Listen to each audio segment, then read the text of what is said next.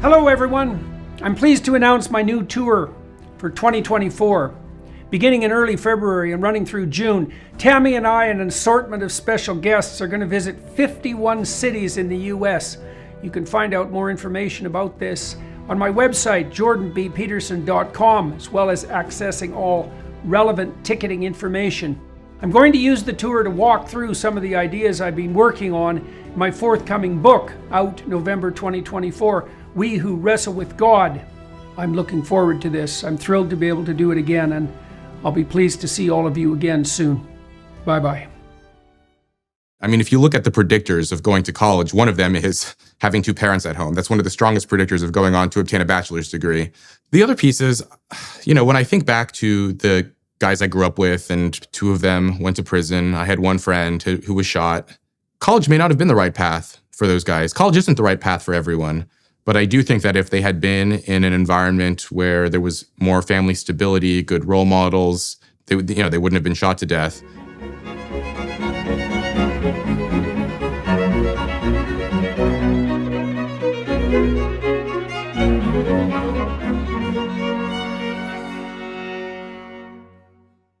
Hello, everybody. I'm talking today to Dr. Rob Henderson, who's a novelist and a public intellectual, a psychologist, and author of the recent book, Troubled, a Memoir of Foster Care, Family and Social Class, which was released in February. And we really talk about not so much his book exactly, although also that, but Rob's experience growing up in the foster care system in the United States, in California, and his transformation, sequential transformations of personality and status as he moved from the foster care system, very fragmented and chaotic childhood upbringing, into the military, and then to Yale and to Cambridge. And so quite an upward arc on the academic and intellectual side. And we review his book, the autobiography that's laid out in this book, talking about his early experiences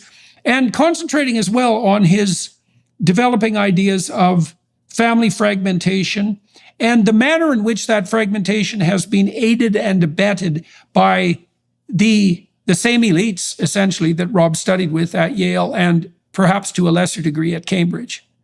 And so he's the originator of the notion of luxury beliefs, right? The idea that the elite classes who are yammering constantly about privilege have as one of the privileges they're unwilling to discuss the privilege of adopting ideas that are very, very harmful to dispossessed people, especially those who are economically dispossessed. They have these ideas of unstable family structure, for example, that when implemented in the real world are absolutely catastrophic. And so we talk about that too. And so join us for that.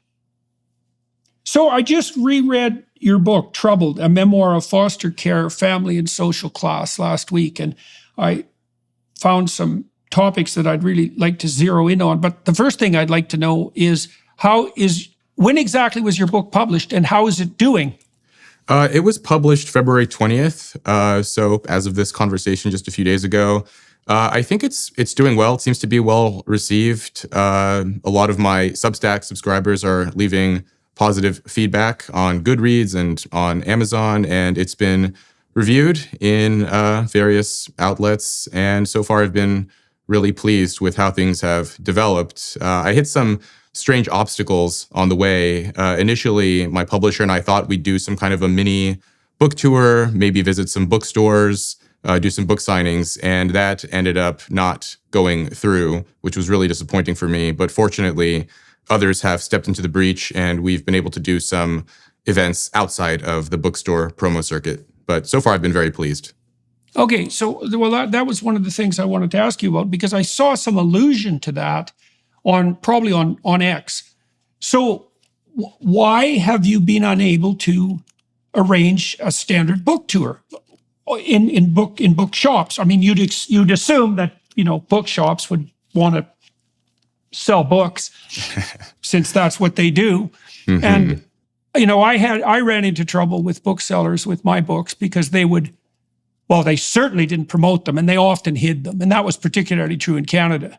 Mm. Now, what effect that had is hard to say. It might have had a positive effect, all things considered, because it was publicized. But still, to call it appalling is to say almost nothing. It's this kind of underground shadow banning that seems to be a characteristic of our age. Okay, so what exactly happened to you, and how do you explain it? Because you'd think that if your book would have been published in the 60s, it would have been something like a clarion call to the left, right? Because you grew up under restricted circumstances, to say the least, and it's a tale of you prevailing despite that.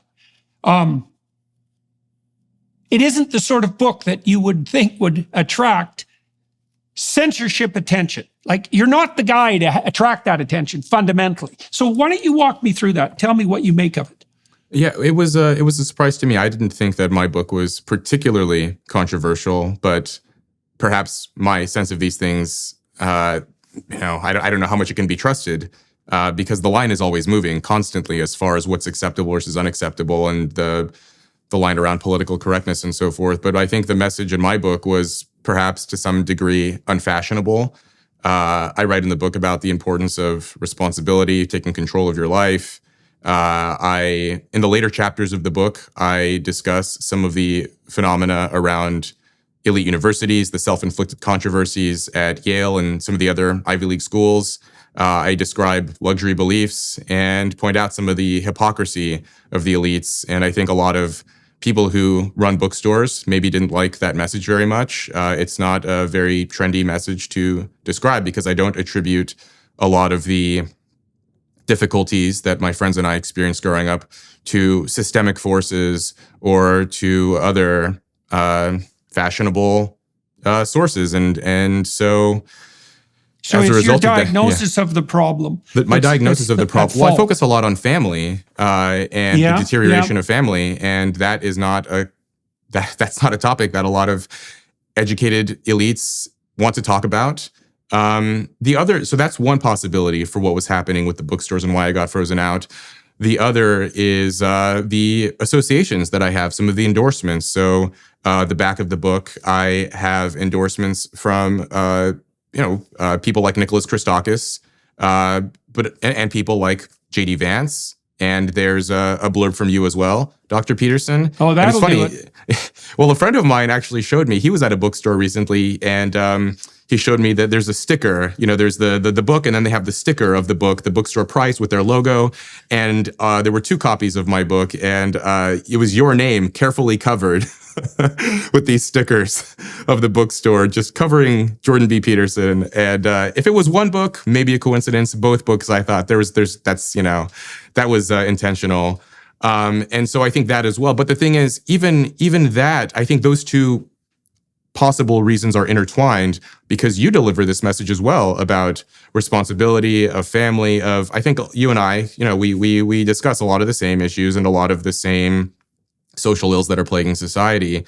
And so the bookstore promo circuit was shocking to me, because I thought that I would have been kind of the right person to do that. There are sort of big name people, there are certain people, certain authors, if they were to do a book signing at a bookstore, it wouldn't work because they're too famous and too well known, and the store would just get overrun. And then on the other hand, there are authors who don't have a lot of traction online, not a lot of presence in social media and so on, and they wouldn't be able to attract very many people to come for a signing. Whereas for someone like me, I've done a few events now. I'm out here in New York, and I can attract a few dozen people, and that's roughly the right kind of crowd you would expect for a bookstore signing. And yet they had no interest. But, I would look at other authors who are doing bookstore signings, and they, even if they don't have the same online presence as me, they have messages that the legacy media really like. There's that recent memoir in defense of polyamory, of open marriages, of and these bookstores love to host authors like that, because it's provocative and interesting, and it promotes a certain dogma. And my book is not like that, and I think that's one possible reason they didn't want me. Well, one of the things about your book is that in many ways, it's not political.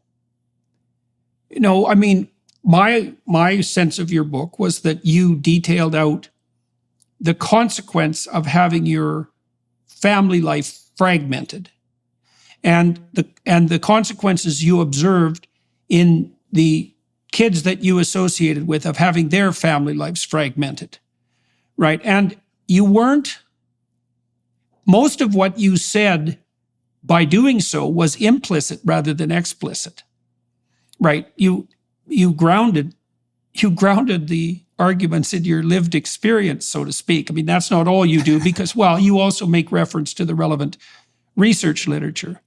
But it's appalling indeed that you're not encouraged to tell your story, because it's a very interesting story and anyone with any sense would pay attention to it.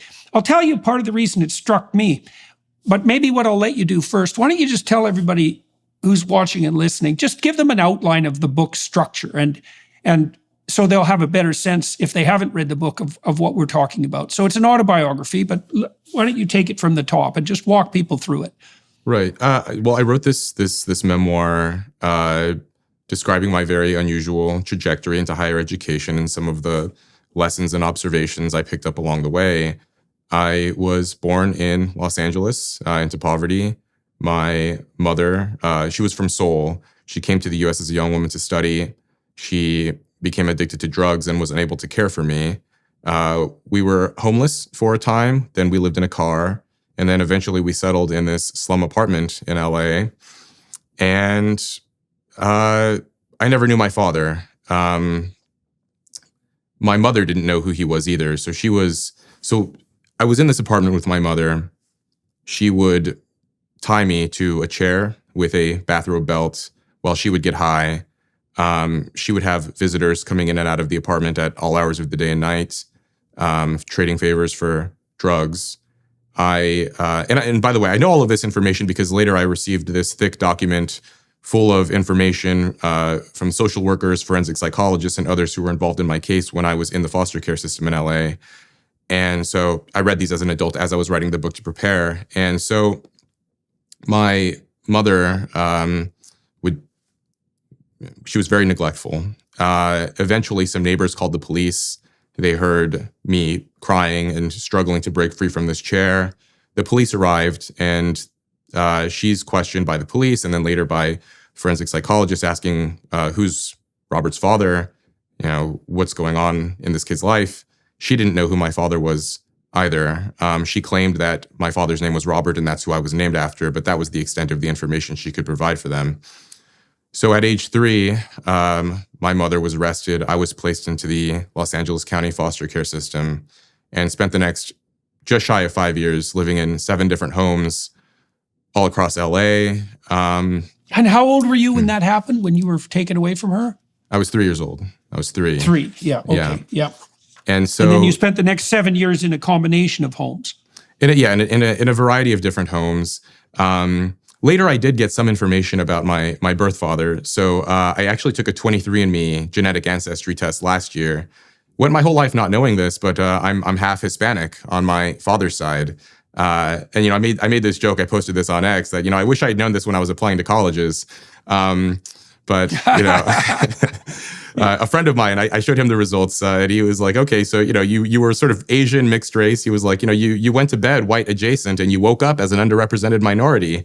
But I didn't know this, and so spent. I lived in El Monte, in San Gabriel Valley. These are kind of rundown areas in Los Angeles. Some of these foster homes had upwards of 8 to 10 kids living in them. LA is one of the most overburdened. I mean, the foster system in the US in general is extremely stressed as a system, but LA, it's especially bad. So I remember some of these homes, we'd have 4 kids to a room. It was two bunk beds, 2 kids on the top bunk, 2 kids on the bottom.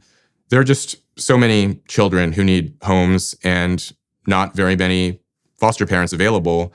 And so the tacit agreement seems to be that, as long as kids are being fed and aren't actively being abused, that it's better for them to be in one of these homes than to be sleeping on the street, which is true.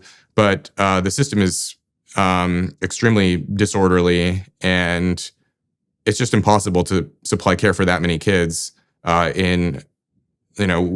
a limited number of adults. And so I document these experiences in these homes.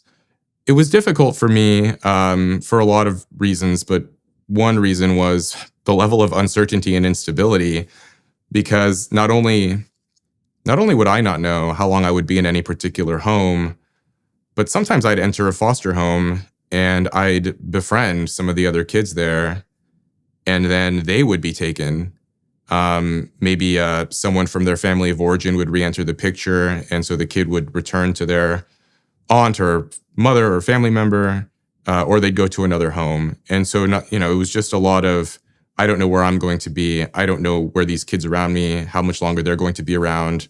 And then eventually, after 7 different homes in this cycle, I was adopted by this working class family, and we settled in this kind of dusty town in Northern California called Red Bluff, which is located in one of the poorest counties in the state. And this was the late 90s. And at the time, I wasn't aware of this. I was just, I was a little kid. But in hindsight, having read a lot about class and family formation and what's occurring across the country, I got this front row seat to witness firsthand the kind of family breakdown that scholars like Robert Putnam and Charles Murray and others have been documenting over the last few decades. And so my adoptive parents divorced, and there was a lot of chaos and financial catastrophe and drama, not just in my life with this adoptive family, but the lives of my close friends and those around me in this blue-collar town. And I describe some of my friends' experiences and their outcomes as well in the book. And then you close the book. So you end up in a family that's actually reasonably stable for some period of time, although it had its instabilities as well, its confused instabilities. But you go from there to the military.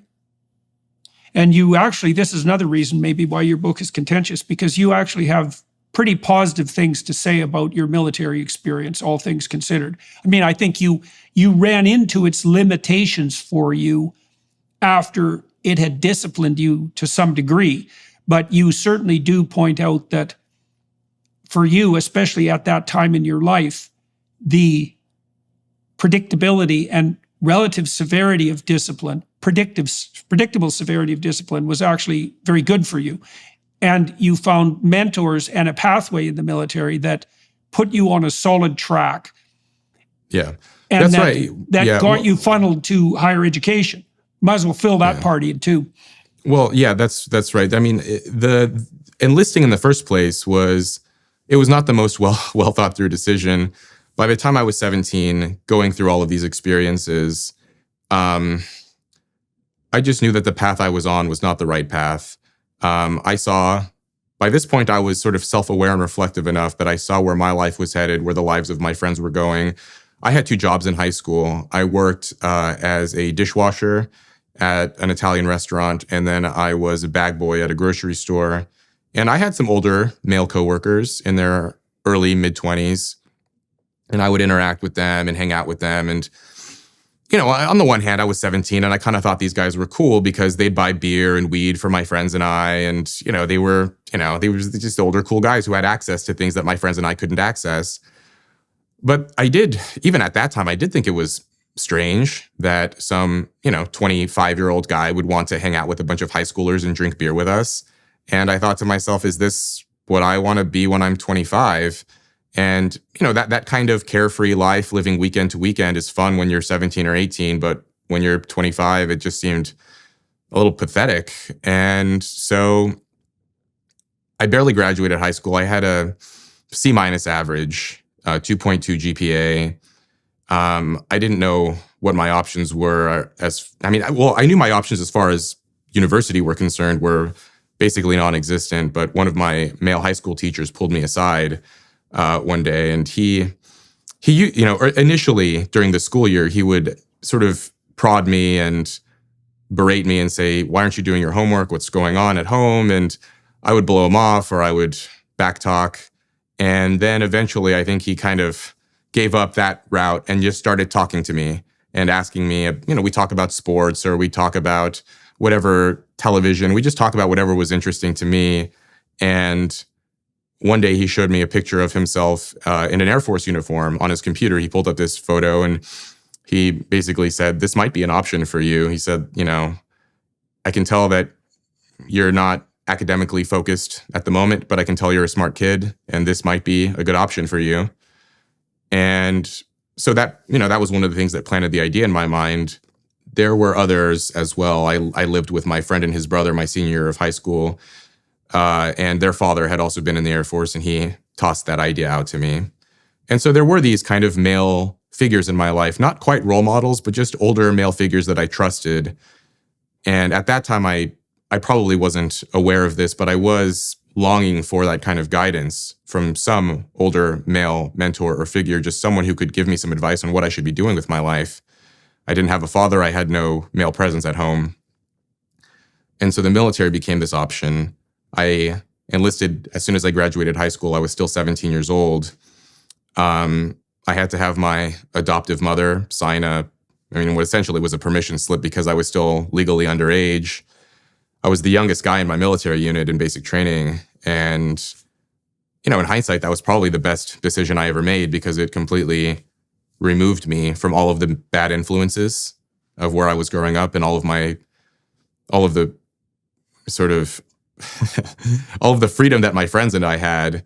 In the book, I write about this experience. So a friend of mine had been sentenced to prison. And when he got out, I met him. We met at a bar, had some beers, and I was talking to him. And we kind of came to this same conclusion around the benefits of limitations and constraints, where we both talked about, I was telling him about my experiences in the military and basic training and all this stuff. And he was telling me about the routine and the mundane, everyday, structured life of prison. And we both came to this conclusion that we both hated it at first, but then after a time, we grew to appreciate it for what it did for us, for providing these boundaries. And my friend, it was funny. He actually said, now that he was out, he actually sometimes missed it. He missed having that predictability and that routine and that structure. And neither one of us had this when we were growing up. And so the military did sort of contain my impulses and give me some structure and channeled some of my aggressive and impulsive energy toward productive ends. In the book, I write about the young male syndrome and how the military finds ways to direct that towards something that is beneficial. Well, the standard hypothesis for hard-headed criminologists with regards to incarceration is pretty blunt and pretty straightforward. Of course, about the age crime curve. So I think criminality among men peaks at 19, and then it precipitously drops off after 26. And what prison does, in many ways, is segregate very badly socialized men until they mature. Now, it doesn't do an optimal job of that, but the standard penological doctrine is it isn't rehabilitation even. It's housing, especially for the repeat offenders. It's housing till they say burn out, but that isn't really what happens. They don't burn out, they mature. Mm-hmm. And I think what happens if you grow up in a very, very chaotic environment where there's very little attention paid to the future and everything's about the moment, that there is no structure that facilitates cortical maturation, essentially. Yeah. You can imagine that all those underlying competing motivational drives, sex, power, aggression, the standard Freudian panoply, they have to be brought together under the rubric of some organizing structure. And that's essentially patriarchal. It's essentially masculine. And I don't think there's any difference. Freud talked about inhibition of aggression and inhibition of sexuality, but that's not a smart way of thinking about it. That was a major error on Freud's part because it's not inhibition, it's integration and it's maturation. And the cortex is an inhibitory organ, but it's an integrating organ more than anything else. And part of the reason that you were crying out, I would say, in the book for guidance is because you were looking for a story that represented a mode of being that is in fact the pathway to maturity. So here's a definition of maturity. I'll try this out on you and you can tell me what you think about it. So the more immature you are, the more you're dominated by motivational and emotional drives. and they have a very short-term time horizon. The time horizon is basically now. So if you're anxious, you want to stop being anxious now. If you're in an incentive reward state, excited and enthusiastic, you want gratification now. And now means what's pleasurable in the moment. What maturation means is what works for you in the widest variety of situations over the longest possible span of time. But it also means something else. It means what's good for you and everyone around you in multiple situations for the longest period of time. Now, you need a certain amount of stability in your environment for an attitude like that to even pay off. But I don't think there's any difference between that expansion of time frame and the integration of lower order drives and emotions and maturation. I think those are all the same thing. And if you're in a chaotic environment, see, the other thing too, and this is something that's relevant about your memoirs, my sense has always been that a child that's neurologically intact needs one good model. That's enough. And like, you can derive it various ways. You derived it partly from reading, but then you put it together piecemeal from the fragments of people you met as well, right? Zero role models is a catastrophe. And part of the problem with fragmented families is that zero role models is frequently the case. Yeah. And so there's just nothing for a young person to grab onto. The other thing that struck me there's many things that struck about your book. Another one of the things that struck me too is that, and I learned this a while back, is that schools are absolutely appalling beyond comprehension at helping young children plan.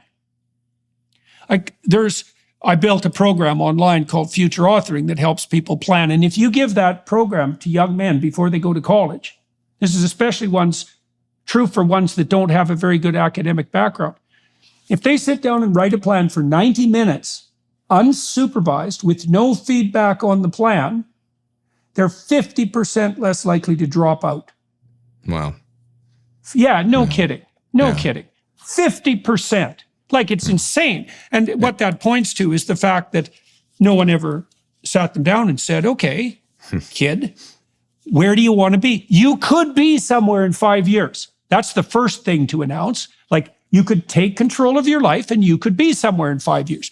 If you could be there, where would it be? Now, I noticed in your book, when people did point that out to you, that was like a life raft for you.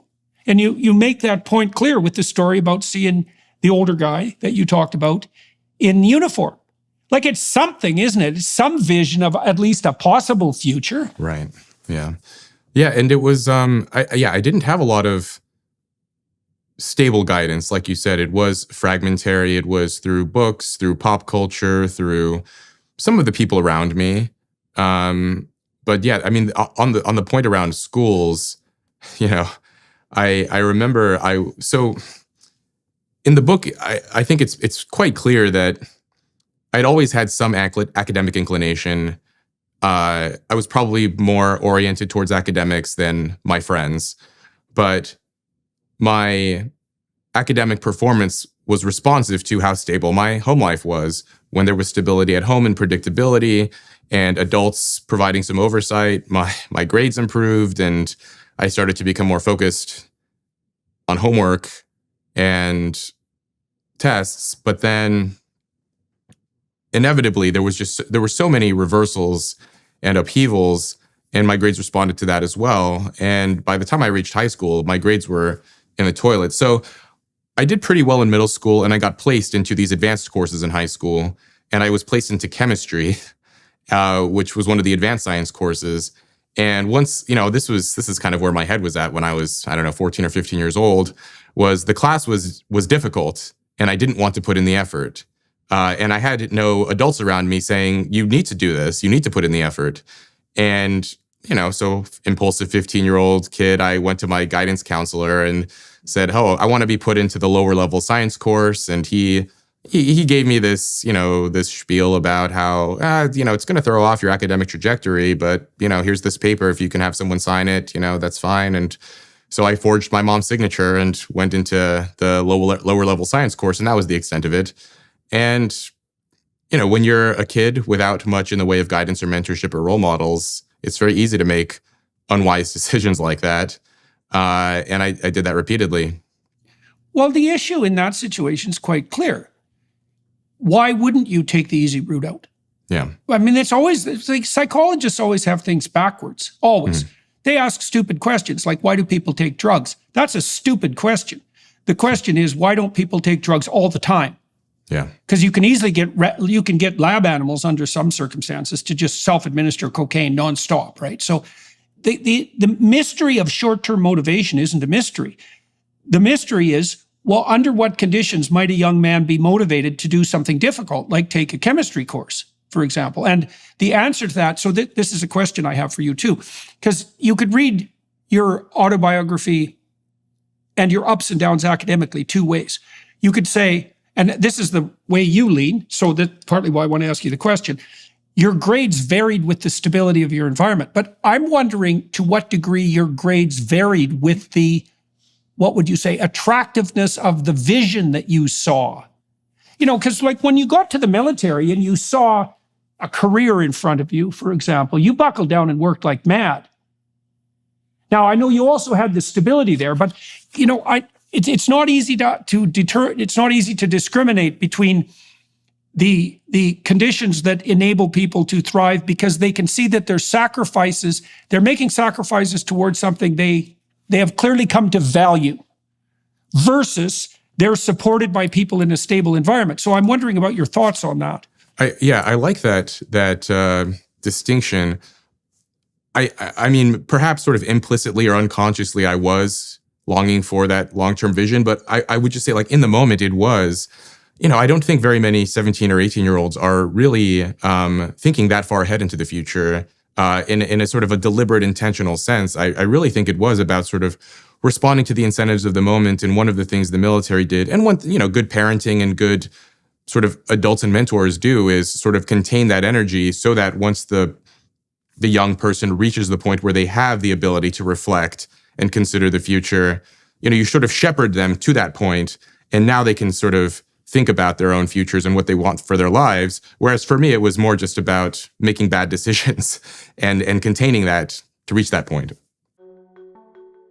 Financial experts thought we were in the clear. While these experts anticipated rate cuts, inflation in the United States is still a significant economic concern. Think about it. The US is in the hole by $34 trillion, and yet we keep printing money, which pushes the prices you pay every day even higher.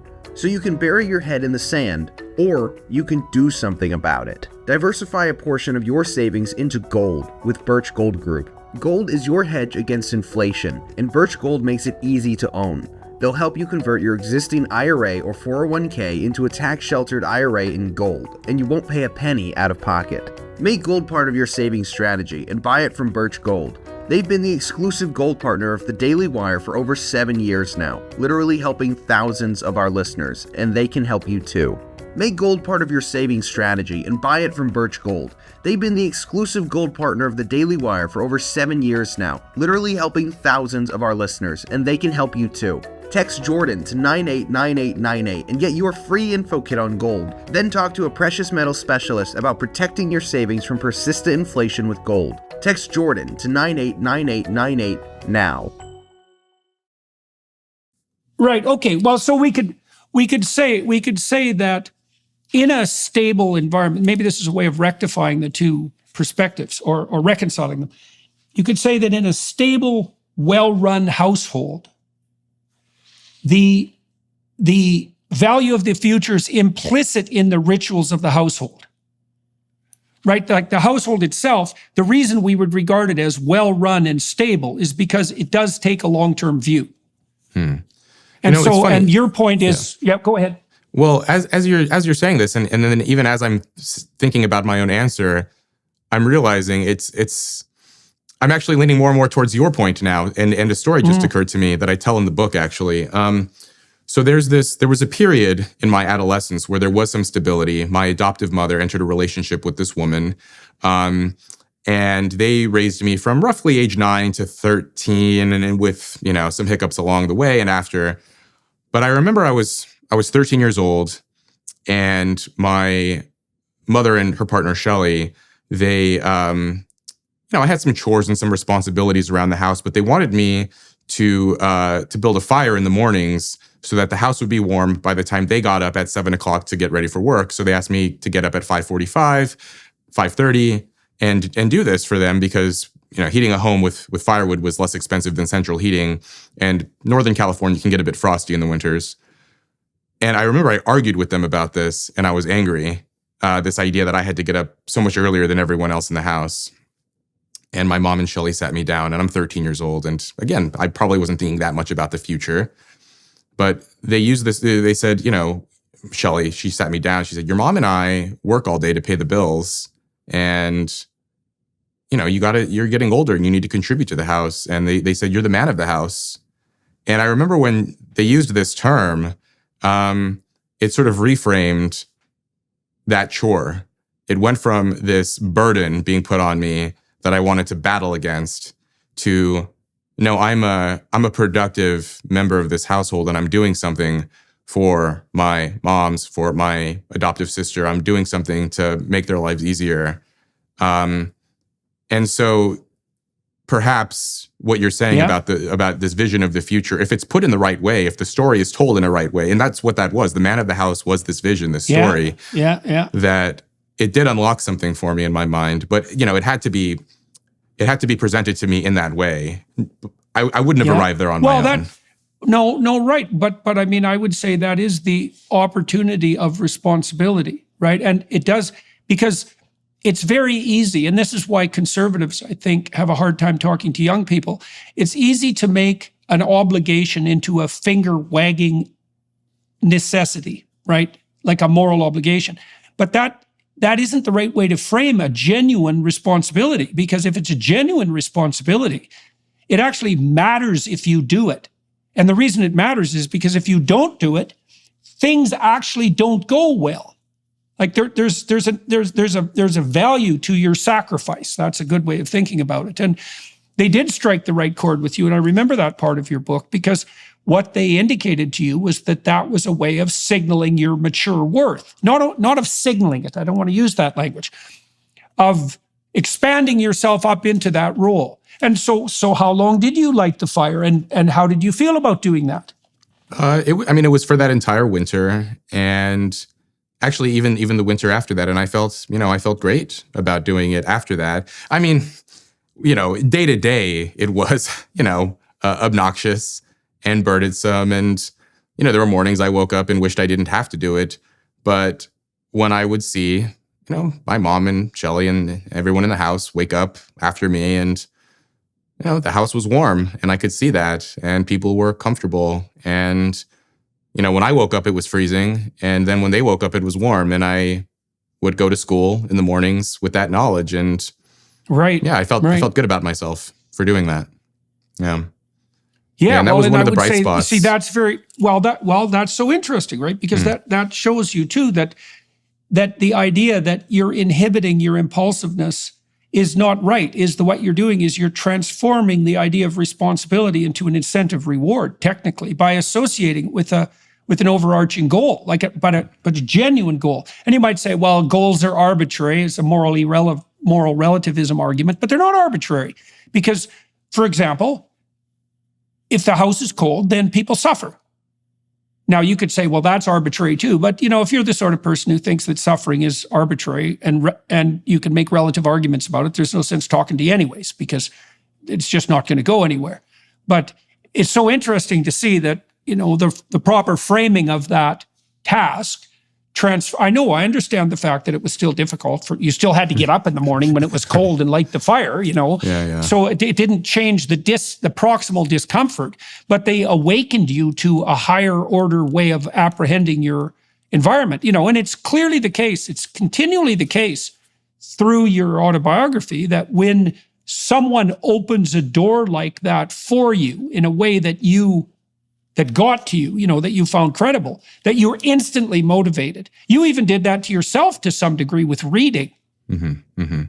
So why don't you walk through that too? Because, that was the first account I had read of someone who learned to read well at an old enough age so they remember the realization. So, what happens to lots of kids, and this is so appalling because there's no excuse for it whatsoever. So reading is burdensome until you can read for meaning, right? So if you're sounding out words, or even if you're sounding out phrases, or even if you're still trying to figure out sentences, because you haven't automatized the perceptions, then it's effortful. But as soon as you cross that threshold, and now you're reading for meaning, it's instantly, insanely rewarding. And so what you need to teach kids how to read is massed practice at automatization, right?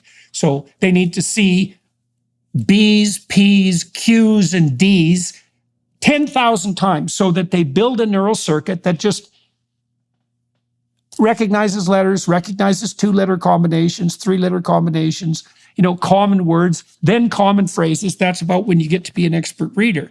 But you can remember actually working through that yourself. So why don't you tell the story about learning to read, why you decided to do that, and then also what reading did for you. Right. Yeah, I didn't learn to read until I was 7. And, most people have memories of age 7, and that was an important memory for me. So I was changing schools every 3 to 6 months, changing homes, and no one read to me. And so I had to teach myself. I remember it being I remember just being embarrassed initially. By that point, 2nd grade, teachers would start to call on kids to read aloud in class. And, I would make a joke or say I didn't bring the right book, or I would find ways to get out of it. But I remember at one point, my teacher said, she asked me what I wanted to be when I grew up. And I think I said I wanted to be a scientist. And this was because I'd caught some bit of Bill Nye the Science Guy on TV back in the 90s at this time. And, she said, if you want to be a scientist, you have to learn to read. And I said, Bill Nye never reads. And, she said, well, he doesn't read on TV, but, every scientist has to learn to read. And so okay, so if I want to be a scientist, I have to read. It sounds like, and then by that point, I started to piece together that really, if you wanted to be anything, you have to read. And so the teacher let me borrow some kindergarten level books. I took them home and slowly worked my way through it. And, I knew the alphabet and I knew how to sound out each letter. But it took a lot of effort to get to that breakthrough point that you just mentioned of, okay, here are the individual letters, and then here are the words, and then you put the words together. And then after working through that repeatedly, again, with books meant for 4 and 5-year-olds, and I'm 7, finally it started to click, and I could see the images in my mind of, okay, now things are clicking for me, and there's a story being told here. But I didn't even understand that that's what I was supposed to be doing when I was reading. I would listen to stories that others would tell me when they would read. Yeah. I wonder if that's the point where the auditory and the visual cortex are now, there's an overlap area, between them. And the overlap areas between the higher order areas of the cortex are the areas that Alexander Luria, the great Russian neuropsychologist, identified with consciousness per se.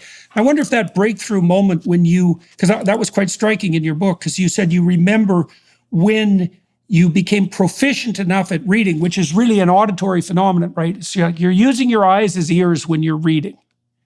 And then all of a sudden it's hooked to your visual imagination, right? That connection emerges. It's got to be an overlapping system. So now the words can activate the images. And that's when true understanding begins. It was very interesting to me to see that you could actually remember when that happened. But it's a sad thing, this is an unforgivable failing of the education system, because computerized tutors could teach every child to automatize letter and word recognition. Oh, it's like the smart kids, the higher IQ kids, are going to learn to automatize faster. But it would be a rare kid indeed who wouldn't get there with sufficient mass practice. And computers are so good at that, so good at presenting rewarding.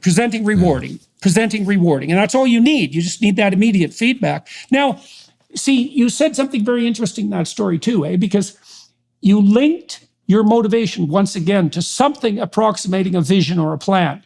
You said you had nursed as a child, even though it was just more or less a casual encounter with Bill Nye, you thought, well, maybe a scientist is something I could be. Right. Okay, so now that gleamed as a distal vision.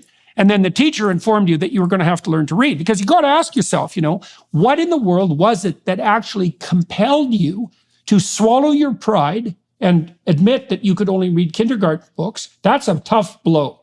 And it's really easy for kids who should have learned something earlier to do everything they can not to admit that to themselves, because it's embarrassing. So, but you did admit it to yourself, and then you went and you actually studied, which is by yourself, which is actually quite a difficult thing to do when you're not extracting out meaning from the words. Do you remember at that time, was it because you had, I don't want to put hypotheses into your mind, but what do you think it was that actually motivated you to do that work? Well, I think a part of it was maybe a sort of a baser motivation of just not wanting to be embarrassed in class anymore when the teachers would call on me to read. Wanting to keep up with the other kids, being able to communicate with, because kids would talk about books or, be able to make friends and to not be, this oddball kid who always had to find ways to skirt the coursework. And then, yes, seeing people on TV or movies and these images of people who seem to be interesting and successful and so on. And that seemed like something I aspired to something like that. I mean, it's funny, like you mentioned, high IQ kids can sort of find their way into teaching themselves to read and going down that path. And that is what I did. But I mean, it's funny. So right around this time when I was teaching myself to read, I was doing so badly in school that the teacher and my social worker, they thought that I might have had a learning disability. And again, I was changing schools all the time and changing homes. And, in hindsight, I thought it was a little bit, it's ridiculous that, you have this young boy who's not doing well in school, and instead of sort of investigating this, living in foster care and all of the instability and disorder, the response was to medicalize it or to put some kind of diagnostic label on it. And, fortunately, so they sent this psychologist to the home, and I took this test and I actually scored just below average. So I was in the range of normal. And part of the reason I scored so low, I did okay on the other portions, the other subdomains of the test, but the verbal score was really low. And that's because I didn't know how to read. And some of the questions I gave this half-hearted effort. It was a very sort of messy, my responses to this. And again, I have the files and the reports from this period. And so, it's just, coincidence or, very fortunate, I guess, that I scored just high enough to avoid being labeled and medicalized and so on. But one of the points I try to make in the book as well, the question around IQ and nature and nurture and so on is that having curiosity and academic aptitude is necessary but not sufficient to do well in school. And so I had the sort of raw ingredients, but that's just one portion of it. You also need it to be channeled. You need all of the other things you and I have been discussing.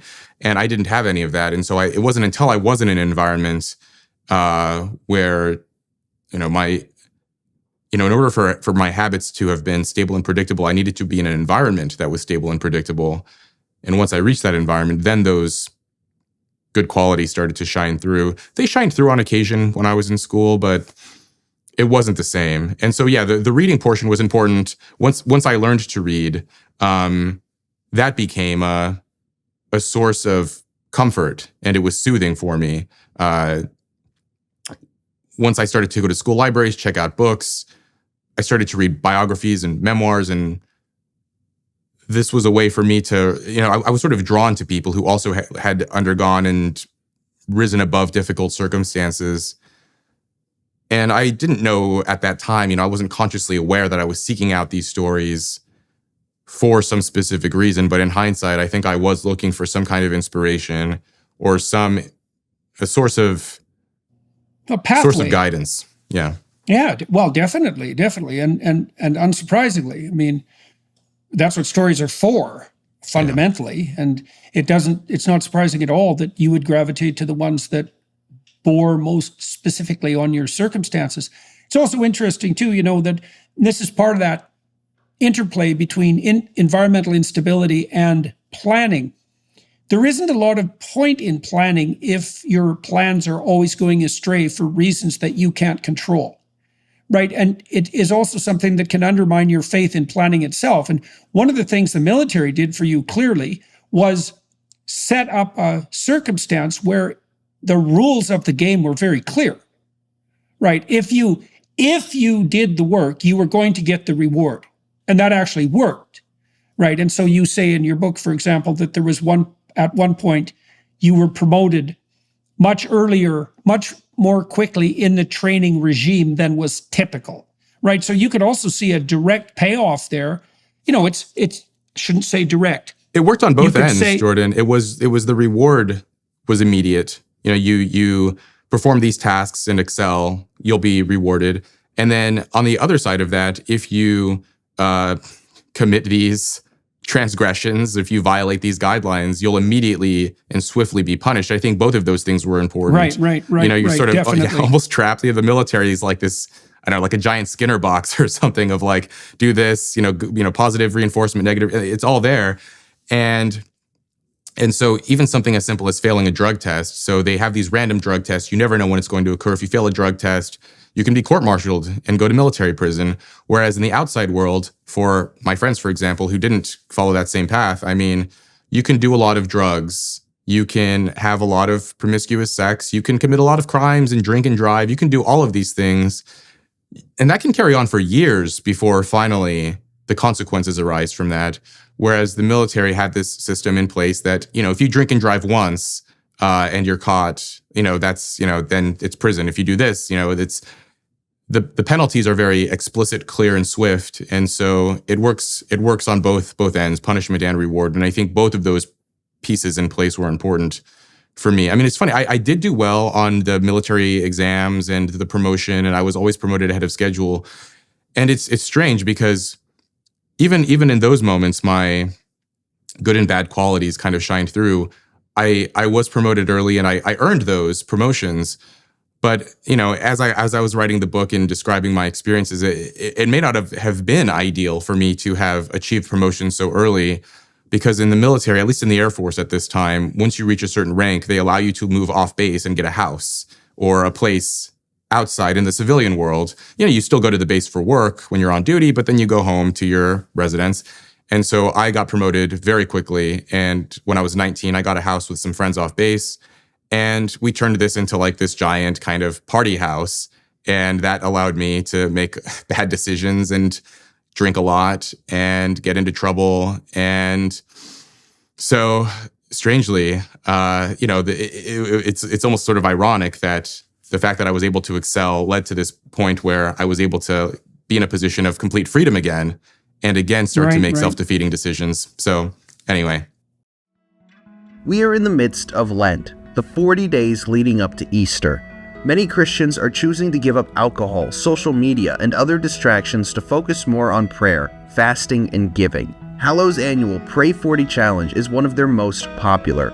Last year, over 1 million people joined. This year's Pray 40 Challenge focuses on surrender and includes meditations on the powerful book, He Leadeth Me. This is a story about a priest who became a prisoner and slave in the Soviet Union during the Cold War. His story is one of ultimate surrender, and we are called to surrender our worries, anxieties, problems, and lives to God. There will also be Lent music, Lent-specific Bible stories, and other Lenten prayers like the 7 Last Words of Christ with Jim Caviezel. Hallow is truly transformative and will help you connect with your faith on a deeper level. So what are you waiting for? Join Hallow's Prayer 40 Challenge today. Download the Hallow app at hallow.com/Jordan and you'll get an exclusive 3-month free trial of all 10,000 plus prayers and meditations. That's hallow.com/Jordan. Right. Well, one of the things, okay, so let's talk about the chaos a bit more.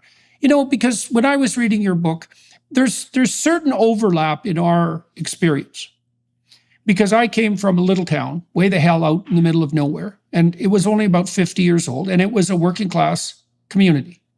And most of my friends never went to college or university. A few did, but not many. But there were some important differences between my time of upbringing and yours. Okay, so almost all my parents' friends had intact families. So my mom and dad had, let's say, 5 sets of close family friends. And this was also true for my relatives, by the way, my mom and dad's siblings. So my aunts and my uncles. Virtually no divorce. It was also true for my friends.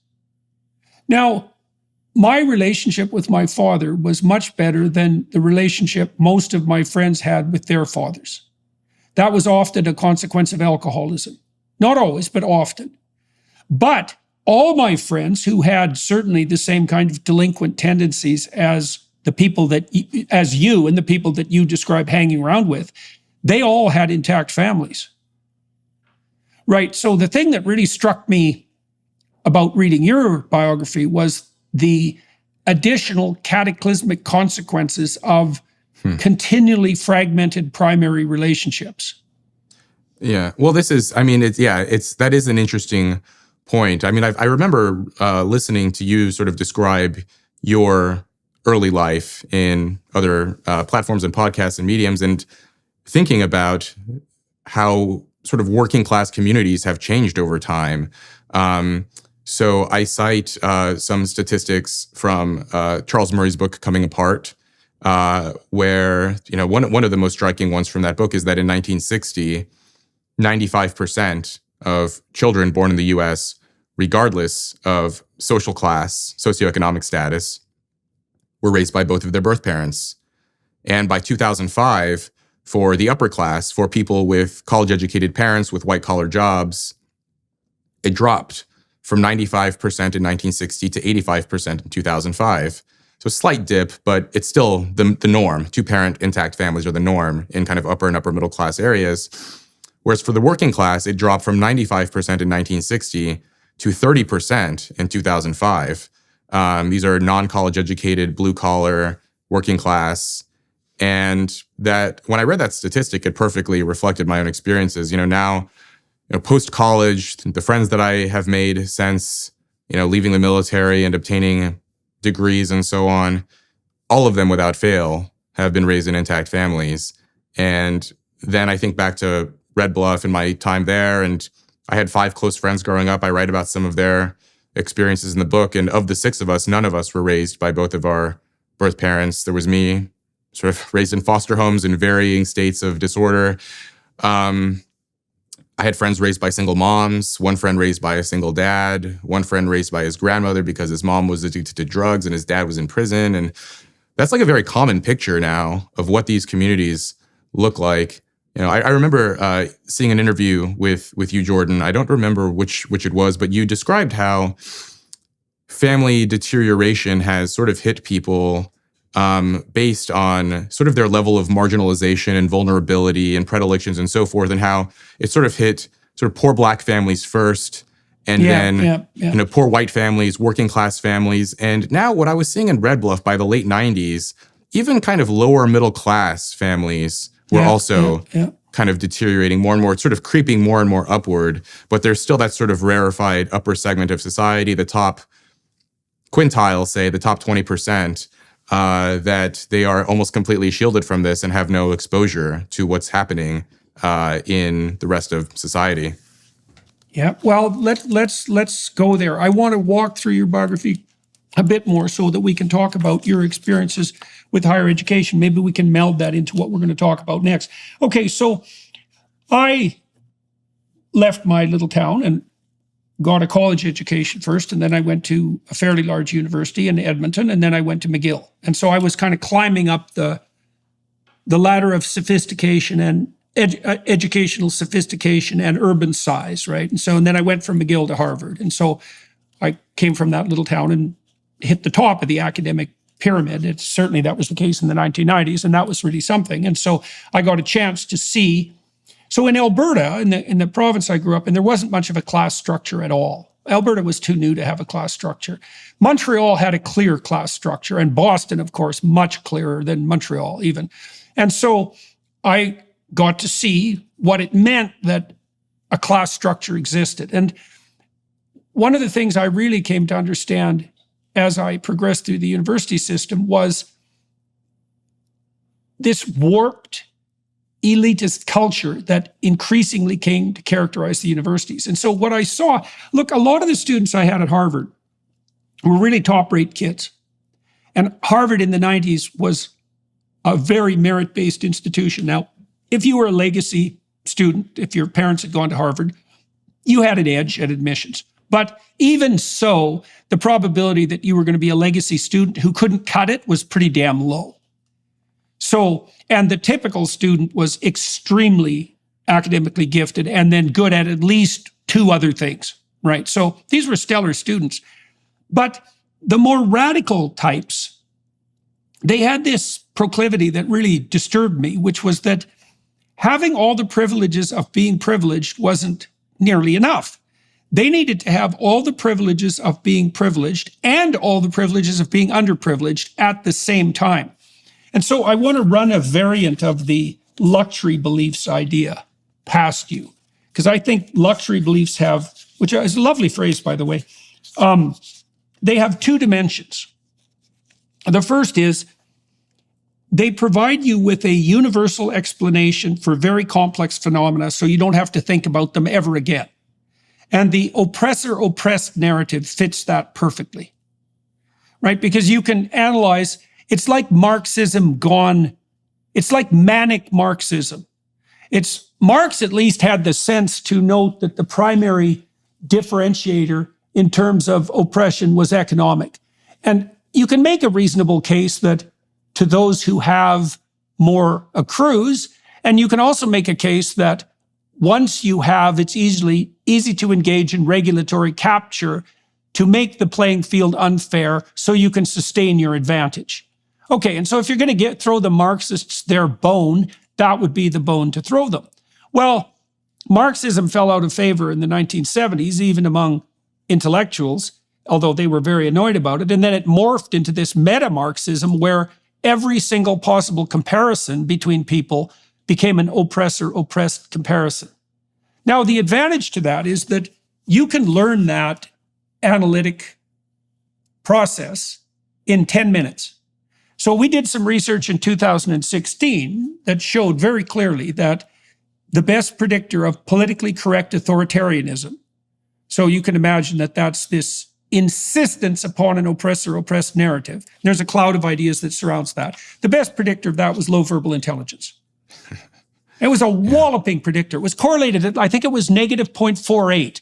It was more correlated than grades and IQ. It was a walloping correlation.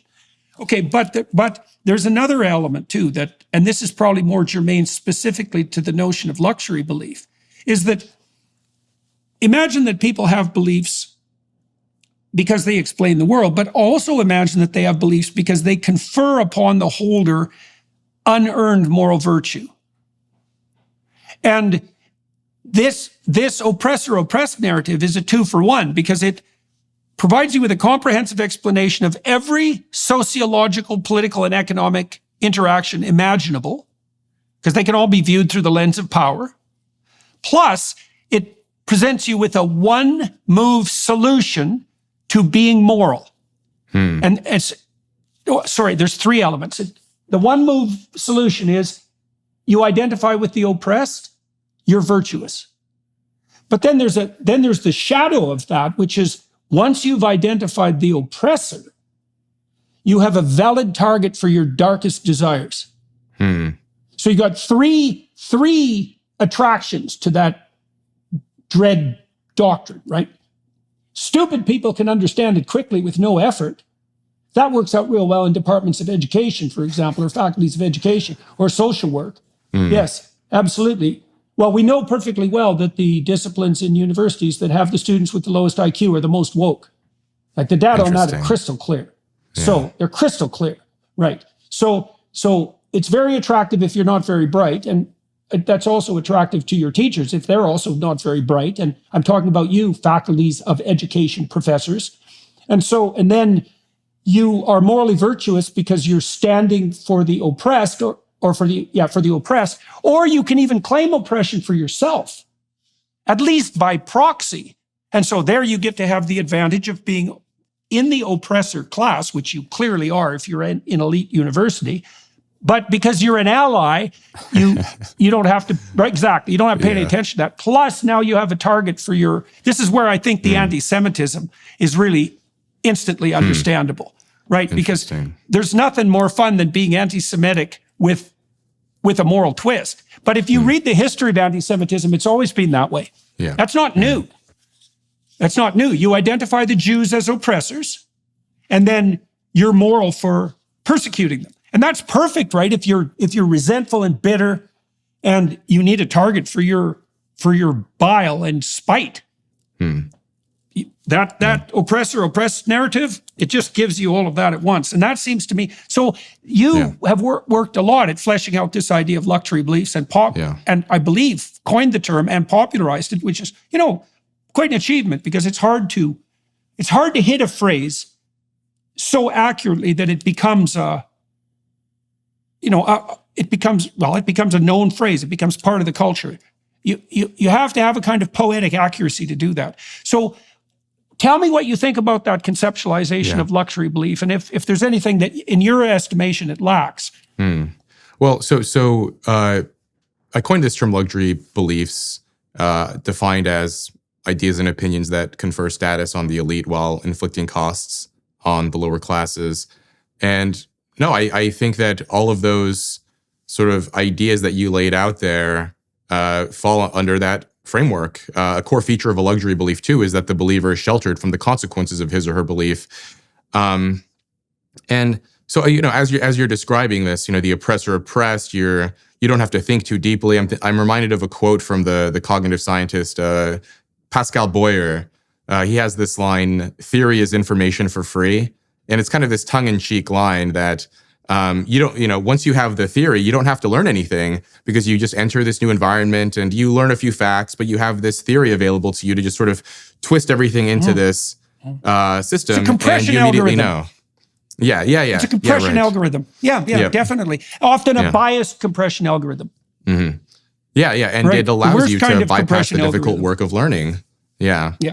Well, and then if you're removed from the consequences, which you are if you're protected by your wealth, then you also are never in a situation where your idiot theories can be disproven. Yeah. Yes. And then by the time your ideas are implemented into policy or into culture, you move on to the next thing, and you can just sort of outrun the consequences of your own beliefs. It doesn't always work that way, but often it does. And then the oppressor oppressed, the ability to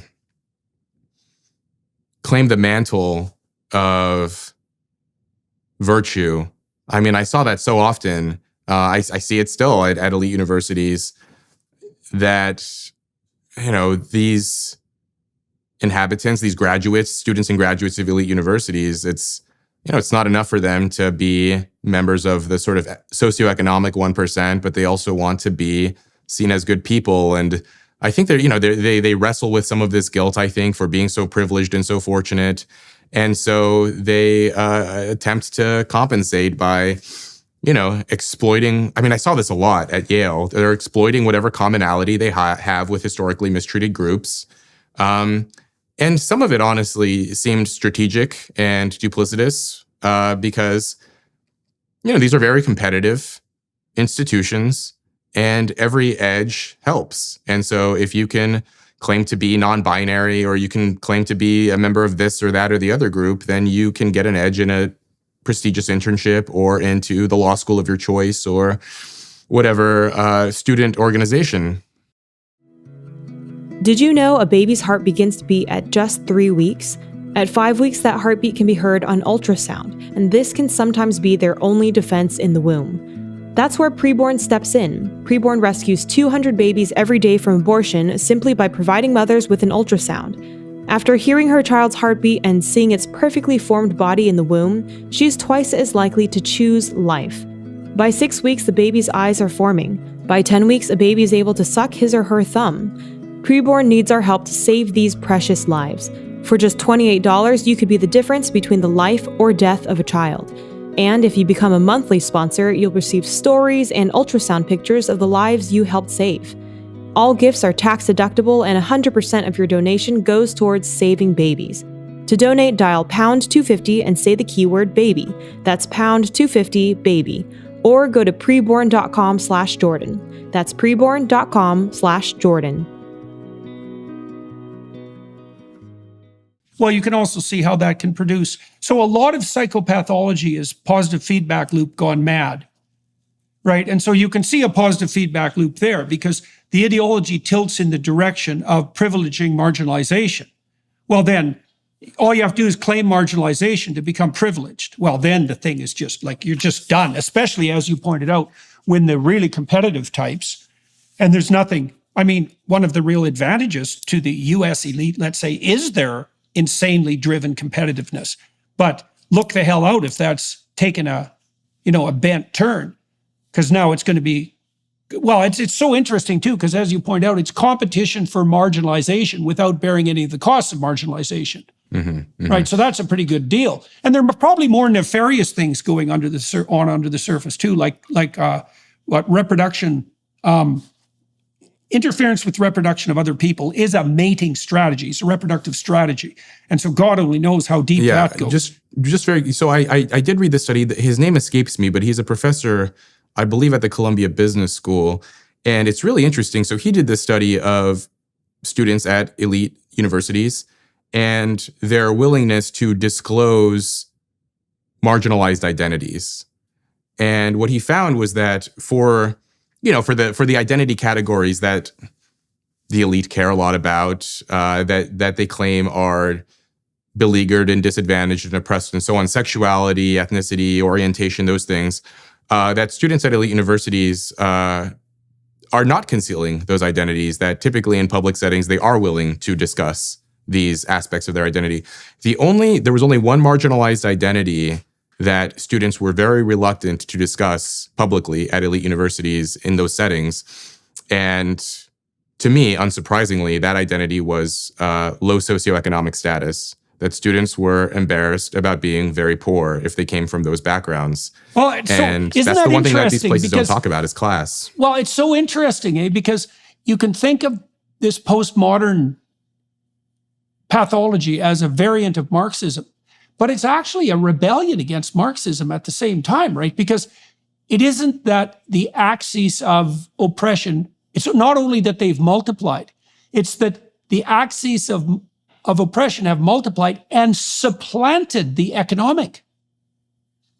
Right? So the one axis where the oppressor-oppressed narrative can probably obtain the most purchase is the one that has the least cachet. So if you're poor and white, it's irrelevant. The fact that you're poor is irrelevant.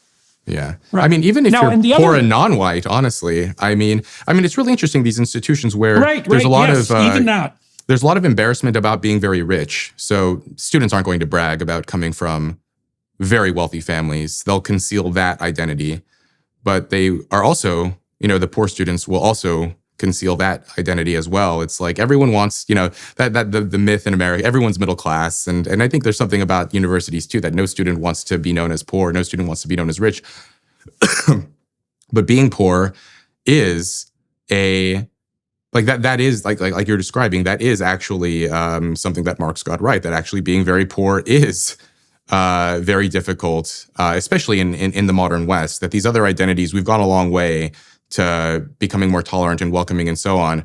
But being poor, regardless of time and place, it's always difficult. And that's the one thing that these universities and the students within them don't want to discuss or concentrate on.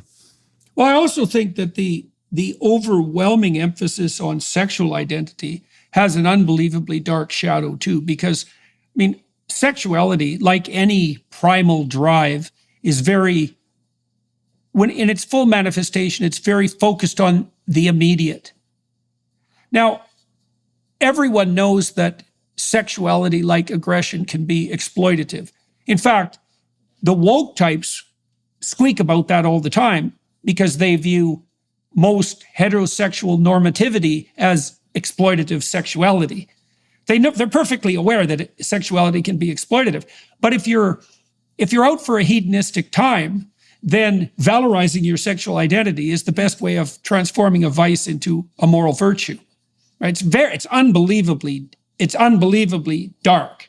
One of the things I've been quite struck by recently too, is there's a lot of research on the dark tetrad now, right? Psychopathy, Machiavellianism, narcissism, and sadism, because they had to add sadism, because it looks like those other three culminate in sadism.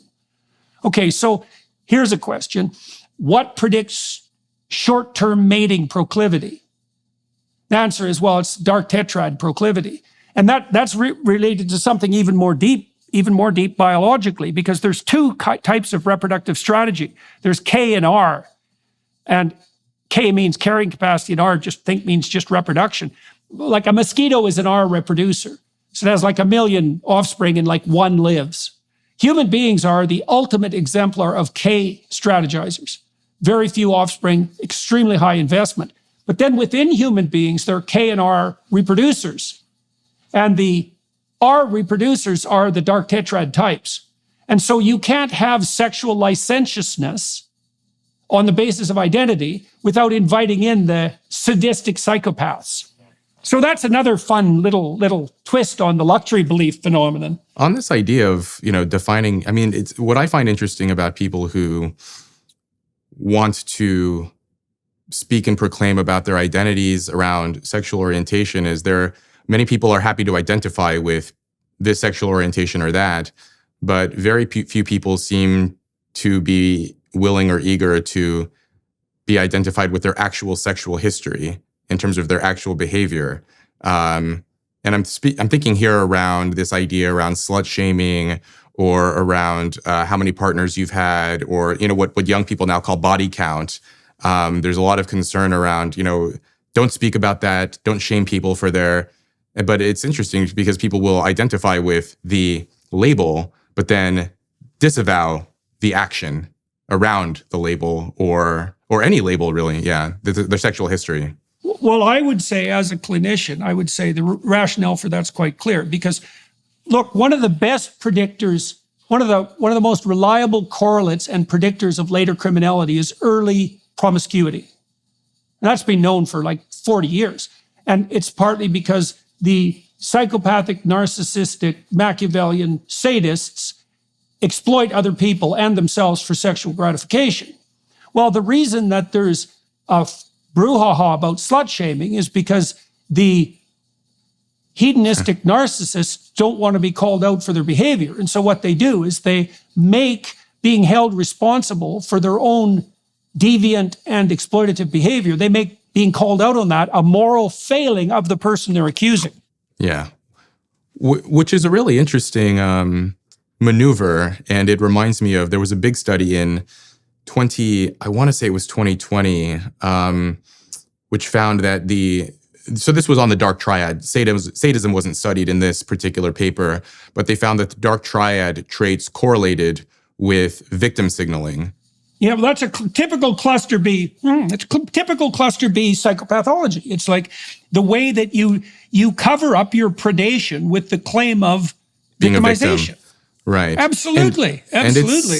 And it was really interesting. I mean, the researchers of this paper, they described how, billions of dollars are lost in insurance fraud cases, or hundreds of millions rather, in insurance fraud cases. And so like people will lie to advantage themselves, and people who score highly in the dark triad are especially likely to do so. And they note that in modern Western societies, we have this attitude towards people who are victimized that they should be compensated and treated well and sympathized with.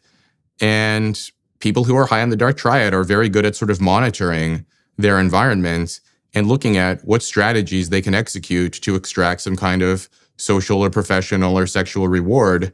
And now more and more, it's claiming the mantle of victimhood, which is, I guess it's important to be clear that it's not that people who are actually victimized are likely to score high on the dark triad. It's that people high on the dark triad are very manipulative and aware that now pretending, like wearing the camouflage of victimhood can be advantageous. And, it's tricky as a society because we want to sympathize with victims, but also we want to be aware of the dark triad types. No one likes to talk about life insurance, but it's incredibly important and you need to include it in your financial planning this year. Start shopping now with Policy Genius. Find the right policy to protect your family today and give yourself the peace of mind that comes with knowing that if something were to happen to you, your family can cover all their expenses while getting back on their feet. Policy Genius's technology makes comparing life insurance quotes from America's top insurers easy in just a few clicks. You already have a life insurance policy through work, but that might not offer enough protection for your family's needs, and it may not follow you if you leave your job. You need a backup plan. With Policy Genius, you can find life insurance policies that start at just $292 per year for $1 million of coverage. Some options offer same-day approval and avoid unnecessary medical exams.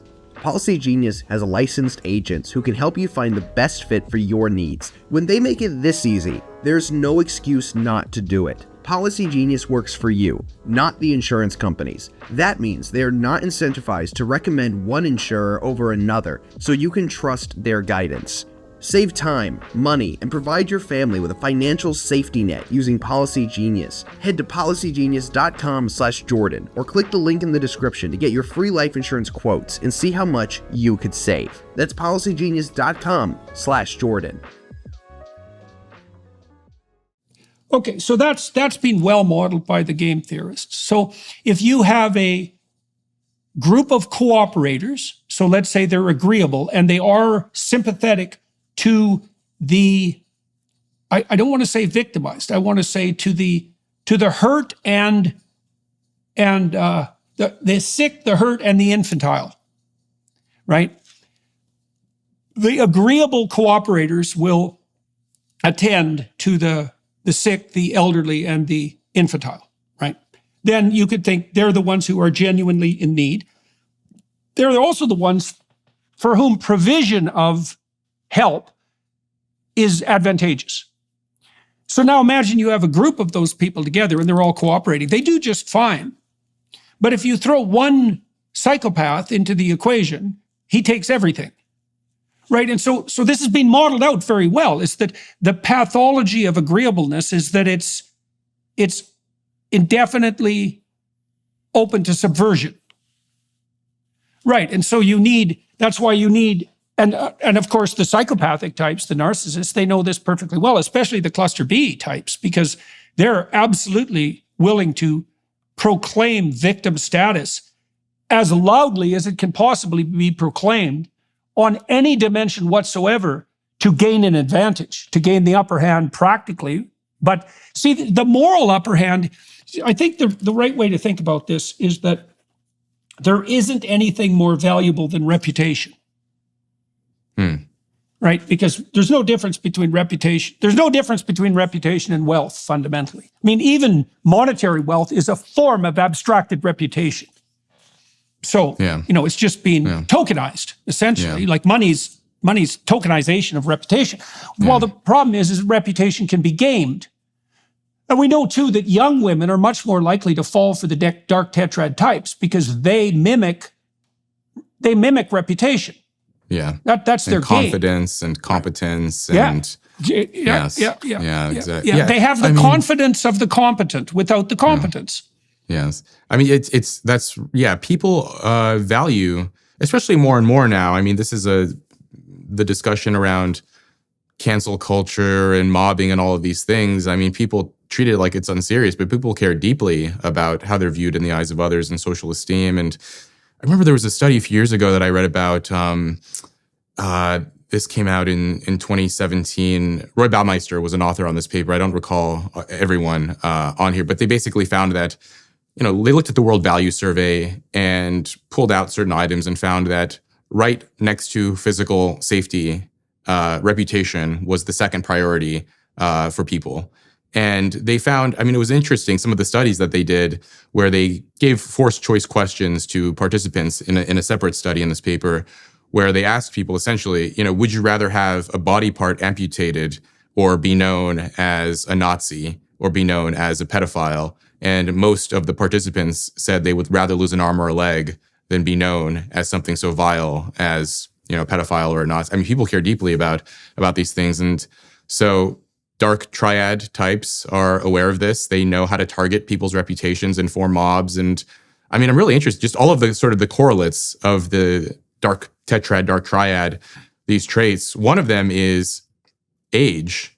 You're probably aware of this, Dr. Peterson, that there's an inverse correlation between age and scores on the dark tetrad, such that younger adults score higher on these traits than older adults. Yeah.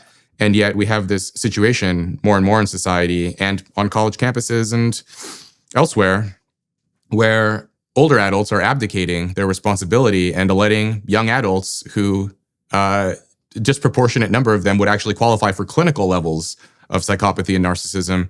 But generally speaking, they score higher than average on those scales anyway.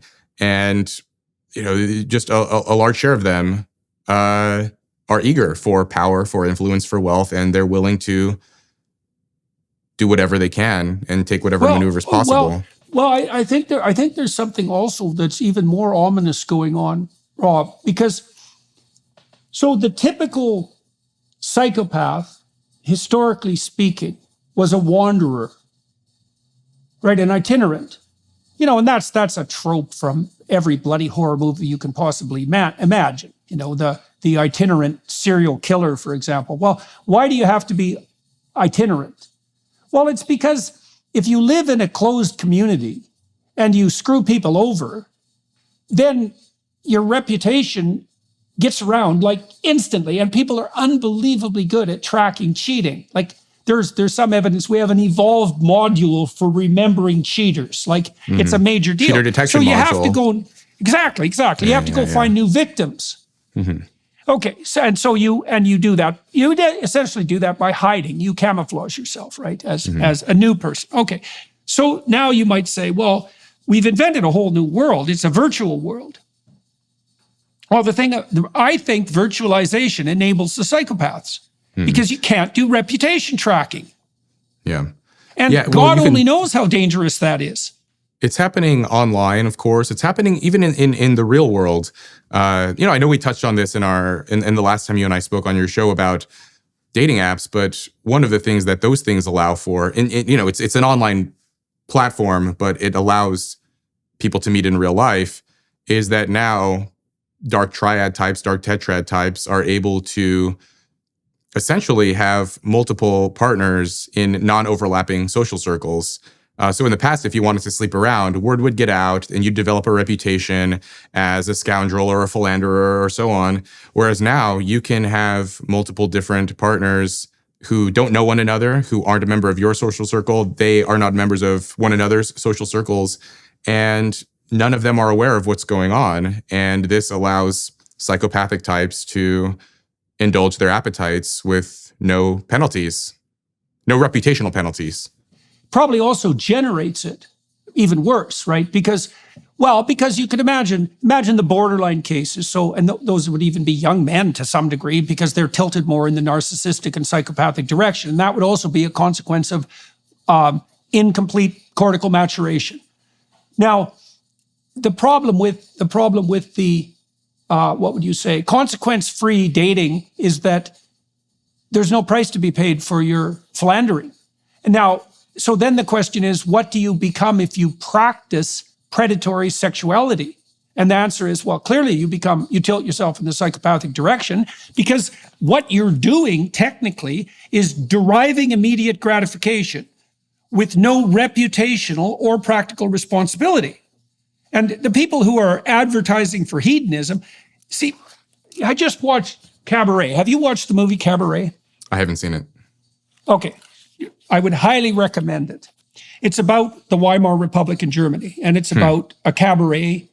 It's about a young woman who's a cluster B type, who wants to be a movie actress, who's running down the hedonistic road at a cabaret. And she's quite promiscuous and deluded and clueless. And she has her little coterie of followers, and she performs at a cabaret. And like many cluster B people, especially the histrionic types, she's got a certain degree of artistic talent. And that goes along with that fluidity of identity, because artists are shape changers, obviously. And so, anyways, the movie tracks her descent along with people she more or less pulls along with her. But what's very interesting about it is that the director does a brilliant job of this, is that the Nazis are in the background constantly, right? So there's this immense tension between this hedonism, this unbridled, hedonistic, short-term lifestyle that's hypothetically free and enlightened, like the luxury belief types, and the Nazis who are waiting in the wing. And I've been trying to puzzle this out conceptually. So imagine that a large proportion of the population devolves towards impulsive sensuality. Okay, it's a responsibility-less mode of being. Okay, but as your book indicates, things fall apart because of that. Well, when things fall apart, there's an unconscious clamor for the tyrant, right? So you get this hedonism tyranny dynamic. Now you see the same thing in the movie Pinocchio. You remember in Pinocchio, the delinquent boys go to Pleasure Island, right? But underneath are the slavers who turn them into braying jackasses. It's the same, and that movie was put out, by the way, just before the Second World War, right? So they had their finger on the pulse. But so there's this insistence in classic stories that hedonism and tyranny go hand in hand, right? It's bread and circuses to some degree in the Roman emperors, right?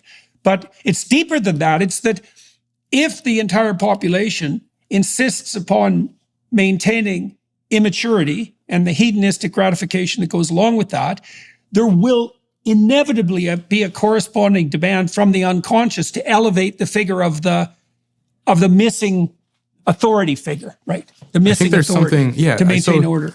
I read this study. I think he's a Danish psychologist, Michael Bang Peterson, and some of his co-authors. Where the study was on populism, and what he found was that it was a study on populism, on status. They had a variety of different measures, but one of the things the study concluded, they had measures of the need for social status, the desire for dominance, the proclivity to be interested in populism, and he found this inverse correlation between the drive for status and the interest in populism. And what he basically concluded, him and his co-authors, was that people who support populism, they themselves aren't actually that interested in status. What they want is a strong leader. They are not interested in ascending to those high positions in society. They would rather just elect a strong man to implement their preferences while they can go about their business and live their lives. And they're not that interested in getting involved in influential political and cultural roles. Whereas people who are very opposed to populism have a strong desire for status, and they don't like the idea of a strong man. They themselves want to be the influential leader or the person who gets to call the shots, and they don't like the idea of the strong man.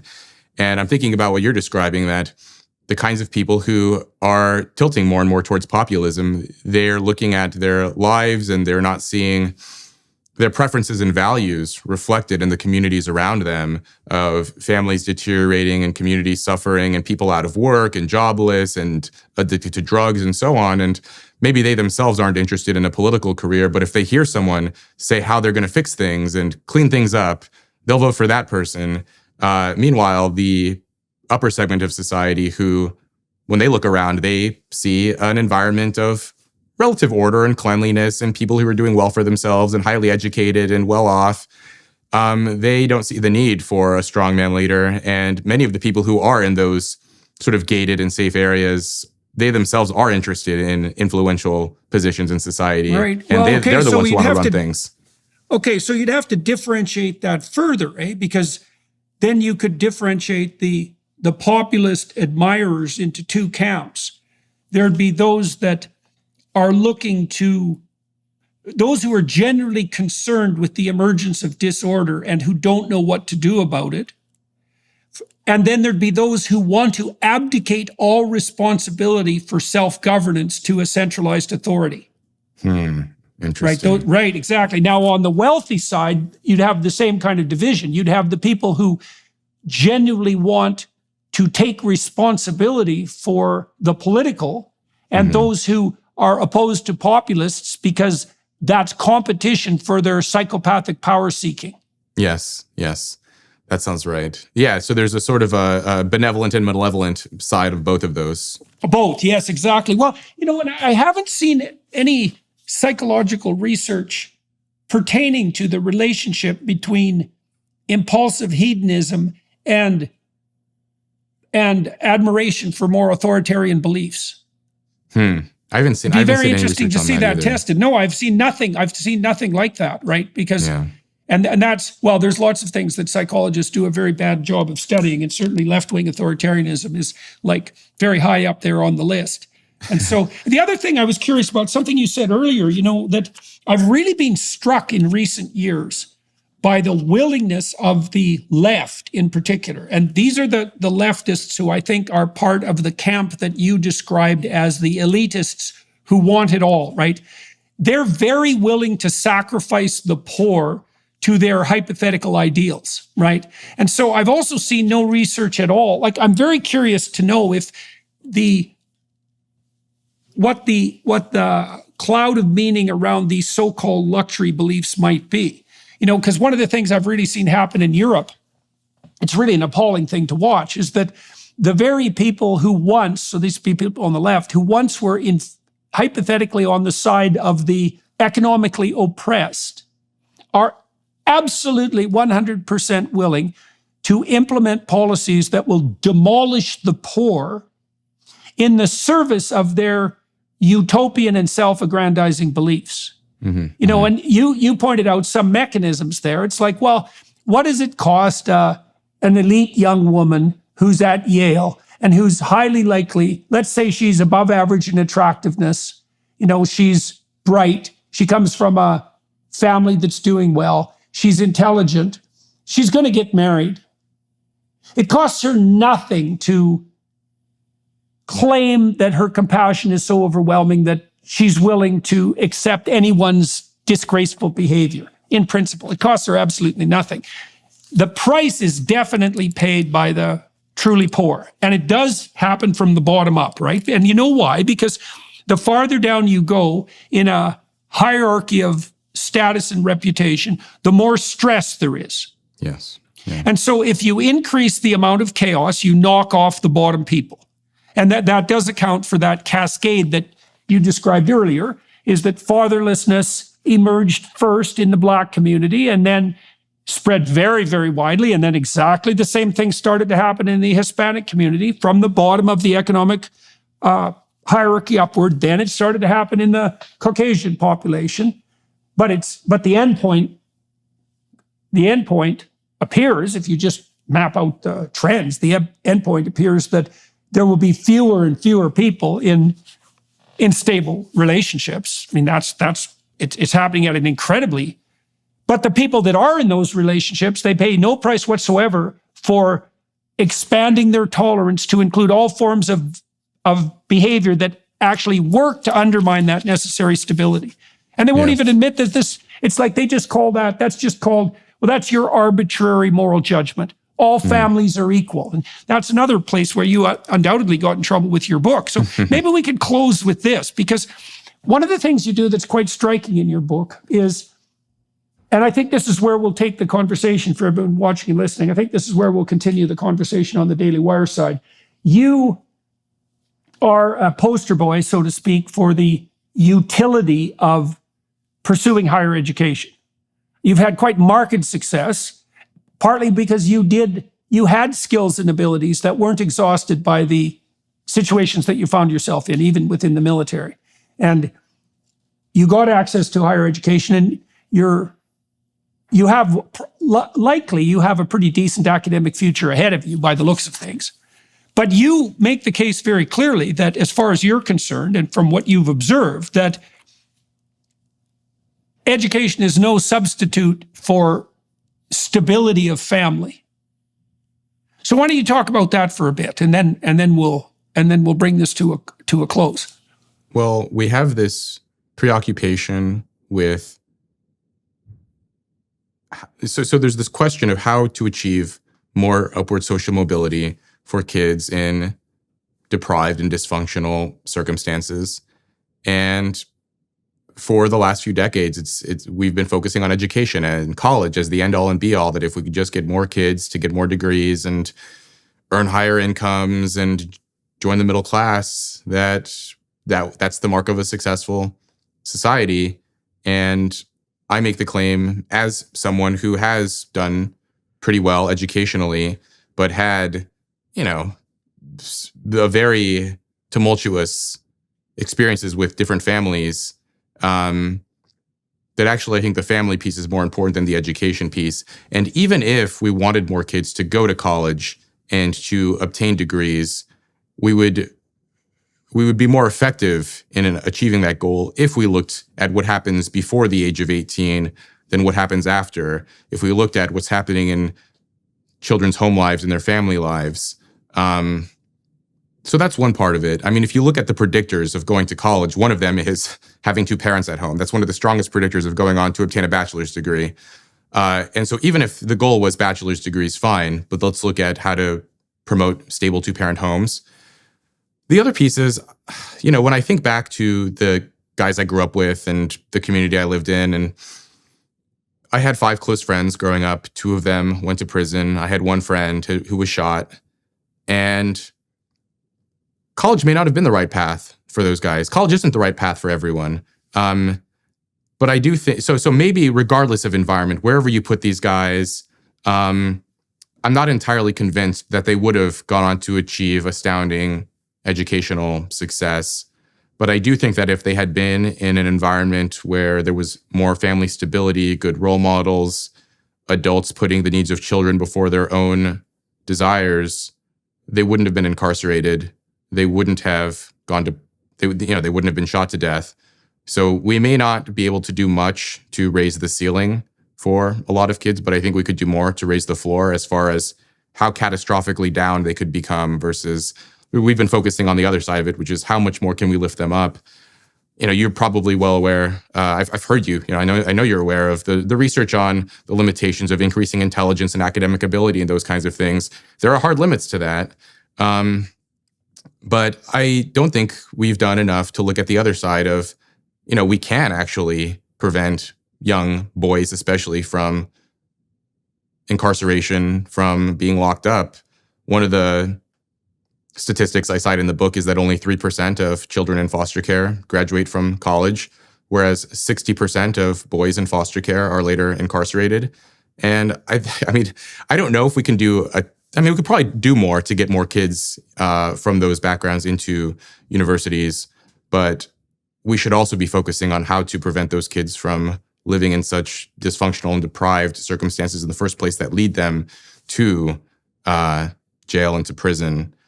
And ultimately, the book is a kind of implicit defense of family from an author who really didn't have one, and that we could be expanding our area of concern beyond just the educational. I'm grateful to have achieved the success that I have, and it's better than not having those things. But towards the end of the book, I do say that, when I think back to the good memories I had from my upbringing, I would trade all of it. I would trade all of the educational credentials and accolades and so on to have just had a more sort of stable, normal, conventional upbringing. Yep. And well, I think we'll delve into that a bit more. Yeah. Okay, well, thank you very much. And for all of you watching and listening, that Troubled is a very interesting book. And I think it gets the meta story right. We've wrestled with this issue, for example, at this Alliance for Responsible Citizenship that I've been building with some other people. And one of the more contentious streams of discussion we've had was with regard to family policy. And we settled on the agreement, hard fought, that the nuclear family is the minimal ideal that can sustain society. It might not be sufficient even. There's a lot of stress on nuclear families. It might not be enough, but once you fragment below nuclear family, you're playing with fire. You're playing with serious fire. And there's a dark side too to that. Another dark side to that luxury belief thing. It's like you might think that people want wealth for comfort and opportunity, but they also want wealth for comparative status. And it's very much advantageous for the psychopathic wealthy to ensure that the fragmented masses are so chaotic that they don't get to have what the rich have. right? Because a lot of status is having something that someone else doesn't have. It's not the same as wealth, right? Yeah. And so it's the real, sort of a the real relative. psychopath types, well, there is literature showing a relationship between the dark tetrad. And so imagine this, you can imagine a situation where here's the deal, you can have your salary doubled, but your friends have their salaries tripled. Right. Or you can contrast that against relative deprivation conditions where your relative status is elevated at the cost of other people's well-being.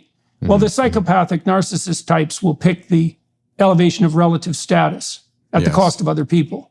And I think that's why they spend so much time looking upward, right? Like I think that it's very interesting that eat the rich is a more popular slogan than feed the poor. Right. Yeah. Yes. Because it is about that relative. And the it's, people who say eat the rich tend to be people who, maybe they're not in the 1%, but they're in the top 10%. Yeah. The people who are the most definitely. strident about oppressor-oppressed dichotomies and so on, they're not the people at the bottom. They are people who are just below the top. Yeah. Well, and it's eat the rich is a lie. It's eat the competent. That's really what they mean. Yeah. And that's the real rallying cry of the real narcissistic psychopath. It's like devour the competent. And when you say, if I say to someone who's competent, you just got everything you have by stealing it, that means it's perfectly, not only is legitimate for me to steal it, if I'm oppressed, it's actually morally obligatory for me to steal it, right? That's a very dangerous situation. That's exactly what was set up in the early Soviet Union. Exactly that. And the psychopaths came out of the woodwork, man, and they just turned that whole society into hell. Yeah. Right. Same thing in Maoist China, in the Cambodian genocide. Yeah. I mean, if you want, this kind of veer off topic, but the Cambodian genocide is fascinating because they basically speed ran communism and compressed all the horrors of the Soviet Union into about 3 years, and they killed a third of the country's population. Horrifying. I mean, yeah, it's absurd that we don't have more education around what happened in communist societies, but that's an aside. It is quite the stunning miracle of stupidity. That's for sure. All right, sir. Well, thank you to everyone watching and listening at this discussion today. I'm going to continue to talk to Rob on the Daily Wire side. I think we'll delve into slightly more personal matters on that side because I'm curious to find out. Well, I'm curious to talk a little bit more about research hypotheses. Since I don't have the opportunity to do that much now that I'm no longer working for a university. But I'm also curious about finding out a little bit more about what you think the lasting effects for you have been as a consequence of being raised in an environment where long-term relationships were tenuous, to say the least. So that's what we're going to do on the Daily Wire side. So you guys are welcome to join us for that. And thank you very much, Rob. It's a pleasure talking to you. I'm glad to hear that despite the fact that you don't get to do a book tour, that at least not to bookstores, that your book is doing well. And I think it'll continue to do well. So, and hopefully this podcast will help to some degree for that. And everybody watching, listening, thank you very much for your time and attention, and to the Daily Wire Plus people for making this possible. That's also much appreciated. Good to talk to you. Thank you, Dr. Peterson. It's a pleasure.